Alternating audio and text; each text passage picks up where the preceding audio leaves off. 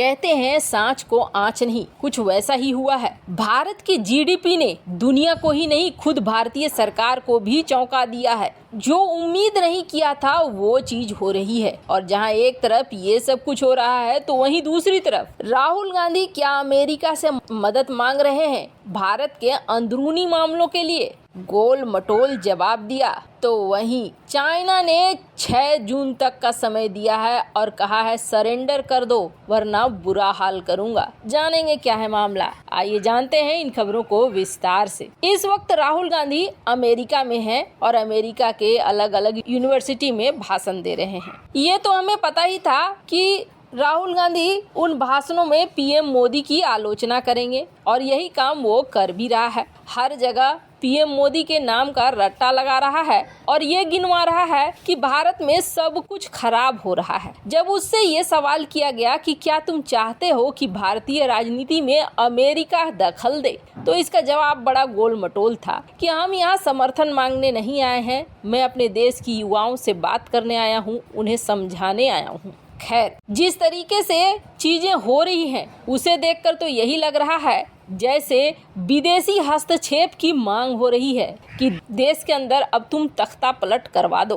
क्योंकि घर के मुद्दे घर में हल होते हैं, ये नहीं कि घर के मुद्दे बाहर जाएं। अगर यहाँ पर कोई दिक्कत है भी, घरेलू मुद्दा है भी, तो घरेलू मैदान में इसे लड़ा जाना चाहिए और घरेलू मैदान में ही इसे हल करना चाहिए, न कि बाहर जाना चाहिए। राहुल गांधी जो कर रहे हैं वो बिल्कुल भी उचित नहीं दिख रहा है और दुनिया को ये दिखना चाहिए जो अभी ताजा तरीन हालात बने हुए हैं। आरबीआई ने भी एक समय ये सोचा था कि फाइनेंशियल ईयर 23 के लिए भारत की जीडीपी ग्रोथ रेट होगी 6.8। इन्होंने लगभग 7 तक माना था, लेकिन जो जीडीपी रेट आई है वो 7.2% की आई है, जो हैरान कर देने वाली है। हैरान करने वाली इसलिए है क्योंकि दुनिया भर के बहुत सारे देश हैं जो इस वक्त मंदी में जा रहे हैं। जर्मनी में मंदी का ऐलान हो गया है, अमेरिका में भी महंगाई है, दुनिया के बहुत सारे देशों में महंगाई है, लेकिन भारत की जीडीपी रेट 7.2 है। यानी इस वक्त भारत बहुत तेजी से बढ़ती हुई अर्थव्यवस्था बन गया है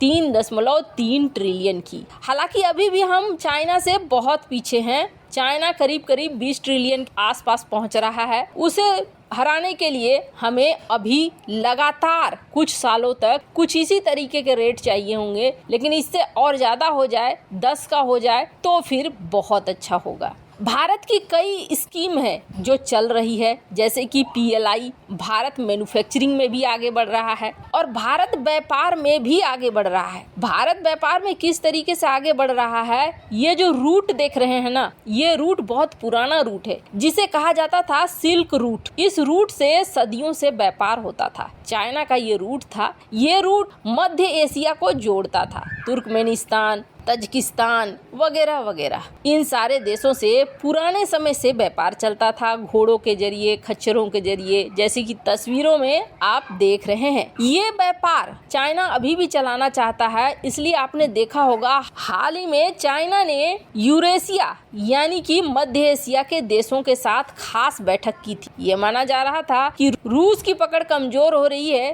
तो चाइना यहाँ अपना फायदा उठा रहा है और चाइना यहाँ पर इस क्षेत्र में अपना प्रभुत्व जमाना चाह रहा है। पर अब रिपोर्ट ये निकल कर आ रही है कि रूस और भारत दोनों चाहते हैं कि मध्य एशिया के साथ यानी यूरेशियन कंट्री के साथ भारत का फ्री ट्रेड एग्रीमेंट साइन हो जाए। स्क्रीन पर आप देख सकते हैं ये वो देश हैं। अगर भारत का फ्री ट्रेड एग्रीमेंट साइन हो जाता है तो इसका सबसे बड़ा फायदा क्या होगा, हमारा नॉर्थ कॉरिडोर रेडी है। नॉर्थ कॉरिडोर के जरिए मध्य एशिया से हम बहुत अच्छे से व्यापार कर सकते हैं। यानी कि ये जो सिल्क रूट है, इस रूट के अधिकतर देशों के साथ हमारा व्यापार शुरू हो जाएगा। और आपको बता दें, डॉक्टर एस जयशंकर ने हाल ही में कहा था कि रूस के साथ हमें फ्री ट्रेड एग्रीमेंट साइन करना ही पड़ेगा, क्योंकि हम सिर्फ खरीद रहे हैं, इस वक्त बेच नहीं रहे हैं। इससे हमारे लिए बड़ा लॉस होगा। खरीदने और बेचने का अंतर काफी बड़ा है और ये बड़ा गैप हमें हर हाल में भरना होगा।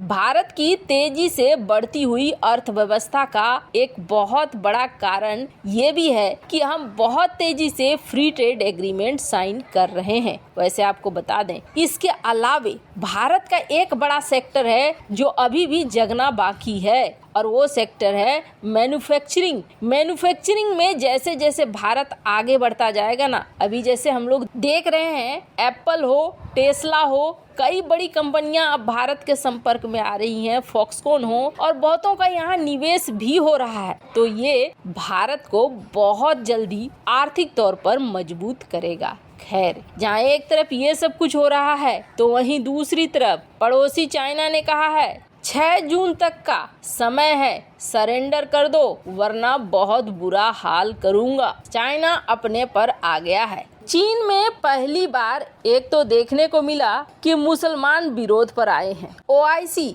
जो कि मुस्लिम देशों का संगठन है, इस ओआईसी ने चाइना को कभी मुखिया बनाया था, चीफ गेस्ट बनाया था। और आपको बता दें, ओआईसी में से किसी की हिम्मत नहीं होती है कि चाइना के खिलाफ 2 बातें बोल दे। जिस तरीके से भारत के मामले में ये कभी भी घुसने की कोशिश करते हैं। अभी ताजा मामला क्या चल रहा है, नानजियांग इलाका है, उस इलाके में 700 साल पुरानी मस्जिद है। इस मस्जिद को गिराने के लिए पहुंची चाइना की पुलिस और जब चाइना की पुलिस पहुंची तो वहां के मुस्लिम इकट्ठा हो गए और इकट्ठा होकर इन्होंने विरोध करना शुरू कर दिया। स्थिति ऐसी हुई कि एक्स्ट्रा फोर्स को मंगवाना पड़ा। लेकिन क्या चाइना झुक जाएगा? तो आपको बता दें, अब तो चाइना का रूप शुरू हुआ है। चाइना ने सीधे सीधे वार्निंग दे दी है नानजियांग के निवासियों को और बोला, सुनो, जितने लोगों ने इस आपराधिक कार्रवाई को किया है,